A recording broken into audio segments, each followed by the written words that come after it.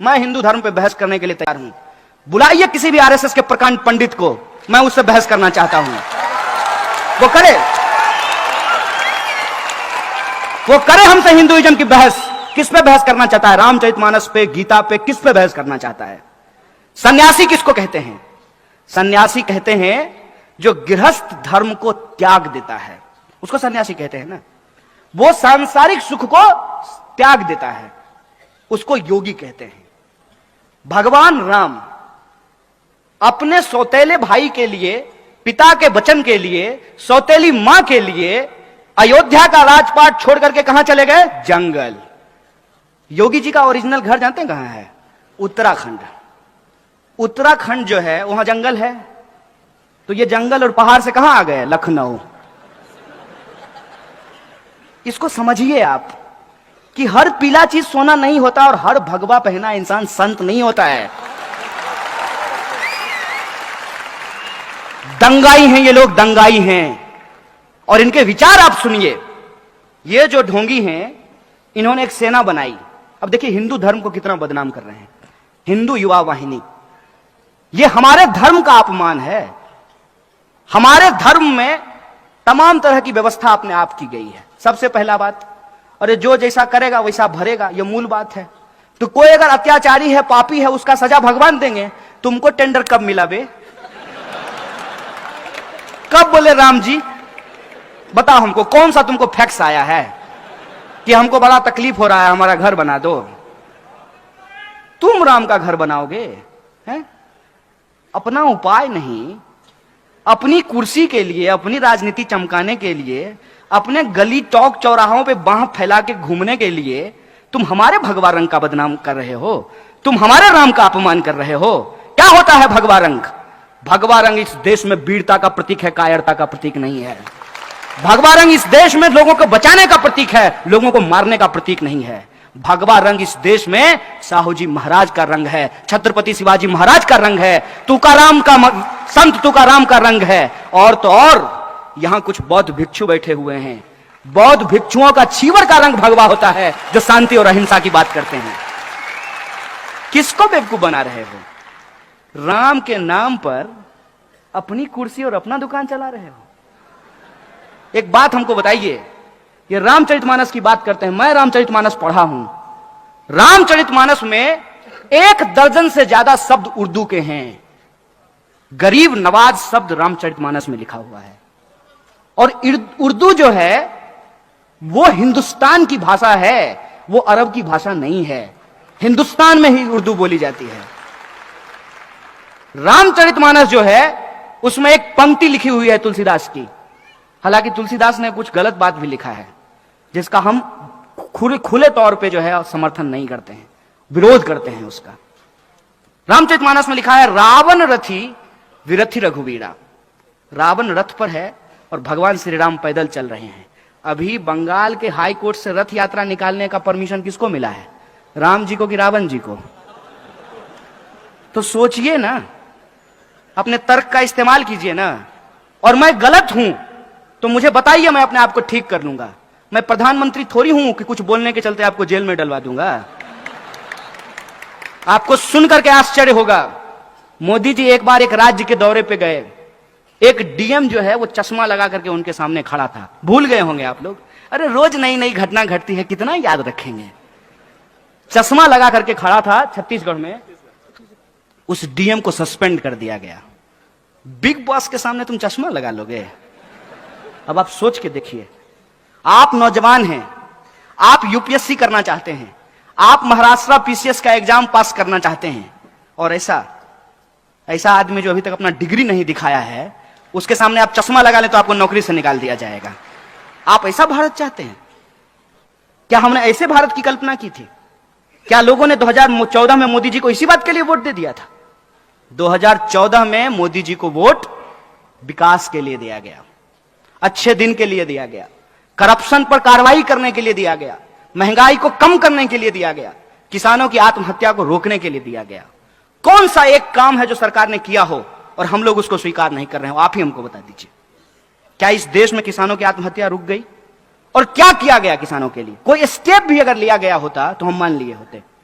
जो योजना को ये गला फाड़ फाड़ करके बताते हैं उज्ज्वला योजना, उसकी हकीकत क्या है? हकीकत यह है कि जो लोग गैस सिलेंडर लिए हैं उस योजना के तहत दोबारा उसको भरवा नहीं पा रहे हैं, उसका रिफिल नहीं करवा पा रहे हैं। 400 का सिलेंडर 1100 में मिलने लगेगा तो आप कहां से भरवाएंगे? आप हमको बता दीजिए तो। इस देश के कितने परिवार हैं जो 1100 का गैस सिलेंडर भरवा सकते हैं? और सामने से आदमी जिसको आप प्रधानमंत्री कहते हैं, वो सामने से झूठ बोल रहा है और आपको कह रहा है कि पकौड़ा बेचना रोजगार है। आप लिखिए, my views are not political, apolitical. ये सवाल समझ में नहीं आएगा। इनको 1 मिनट के लिए छोड़िए। आप अपने दिल पे हाथ रख करके हमको बताइए कि आपका अच्छा दिन आ गया, तब आप कैसे कहते हैं कि मोदी जी बढ़िया आदमी है? और जब हम मोदी जी पे सवाल पूछते हैं तो कहते हैं कि मोदी जी का विरोध करने के अलावा आपके पास कोई काम नहीं है। हम बोले हम इतना निकम्मा है कि एक निकम्मा प्रधानमंत्री का विरोध करने का अपने आप का अपना काम समझे हम? ये हमारा काम नहीं है और ना मैं ये काम कर रहा हूं। हम लोगों को एक बात समझनी होगी कि हमारे इर्द गिर्द जो चीजें हो रही हैं वो अपने आप नहीं हो रहा है, उसके पीछे एक कारण है। हर कारण का एक परिणाम होता है, हर परिणाम का एक कारण होता है। उस बात को जब आप समझेंगे तो आप भी मेरी तरफ परेशान हो जाएंगे। आपको सोच सोच करके आश्चर्य लगेगा कि इस देश में हो क्या रहा है और क्यों हो रहा है। जब आप इस बात पर विचार करेंगे कि इस देश में संविधान खतरे में कैसे है, तो आपको यह सच चारों तरफ दिखने लगेगा। और मैं साधारण उदाहरण से आपको एक बात बता देता हूं। हाथ आगे करके जिस संविधान की प्रस्तावना को, उद्देशिका को आपने पढ़ा है, उसके शब्द पे आपने कभी गौर फरमाया है? उसके शब्द क्या कहते हैं? उसके शब्द कहते हैं हम भारत के लोग। समाज में क्या होता है? महार है, मातंग है, दलित है, ओबीसी है, धनगर है, मराठा है, ब्राह्मण है, चितपावन है, मैथिल है, बिहारी है, मराठी है। क्या होता है? उद्देशिका क्या कहती है? We the people of India, हम भारत के लोग। फिर भी आपको लगता है कि संविधान खतरे में नहीं है। और संविधान की उसी प्रस्तावना के मूल्य क्या हैं कि आप चाहे हिंदू हो या मुसलमान हो, सिख हो या ईसाई हो, बुद्धिस्ट हो या जैनी हो, या आप किसी धर्म को नहीं मानते हो, लेकिन आपका अधिकार किसी और दूसरे भारतीय के अधिकार के बराबर है। यह आपको आपका संविधान अधिकार देता है। महिला हो कि पुरुष हो, काला है कि गोरा हो, मोटा हो कि पतला हो, हमारा वोट बराबर है। यह अधिकार आपको आपका संविधान देता है। और पिछले सालों में इस देश में क्या हुआ है उस पर गौर फरमाना जरूरी है। जिस उत्तर प्रदेश का हम लोग अभी जिक्र कर रहे हैं, जिस उत्तर प्रदेश के मुख्यमंत्री हैं अजय सिंह बिष्ट, यही है ना? कहते क्या है अपने आप को? तो जो अपना नाम बदल लिया हो उसको शहर का नाम बदलने में मजा आएगा कि नहीं आएगा? बहुत स्वाभाविक बात है। जिसको अपने ही नाम पे भरोसा नहीं है उसको फिरोजाबाद, फैजाबाद, उस पर क्या भरोसा रहेगा? जिस दिन उन्होंने जात के नाम पे आपकी वोट खरीदी थी, उस दिन ही उन्होंने संविधान और लोकतंत्र का सौदा कर लिया था। और आज मैं आपको एक सच बताता हूं, संविधान आपको अधिकार देता है ना कि इस देश का कोई भी नागरिक चुनाव लड़ सकता है। संविधान आपको यह अधिकार देता है ना कि अंबानी के बेटा का वोट और एक जूता सिलने वाले इंसान के बेटे का वोट बराबर होगा। यह संविधान आपको हक देता है कि नहीं देता है? क्या एक जूता सिलने वाला का बेटा चुनाव लड़ सकता है? वार्ड पार्षदी का चुनाव लड़ करके दिखा दीजिए हमको। नॉमिनेशन फॉर्म लेने जाइएगा ना, यही लोकतंत्र के रक्षक सब आपका पैर तोड़ देंगे। यह है लोकतंत्र की स्थिति। और फिर भी कहते हैं कि हमारा देश और संविधान खतरे में नहीं है।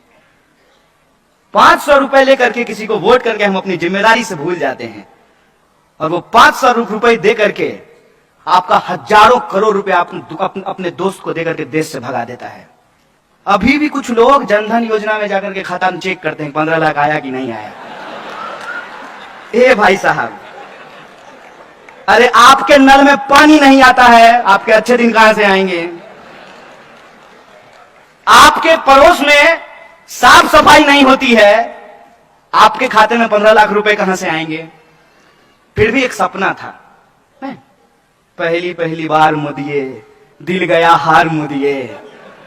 होता है, कोई चीज अगर आपके सामने इस तरह से बेची जाएगी तो आप खरीद ही लेंगे।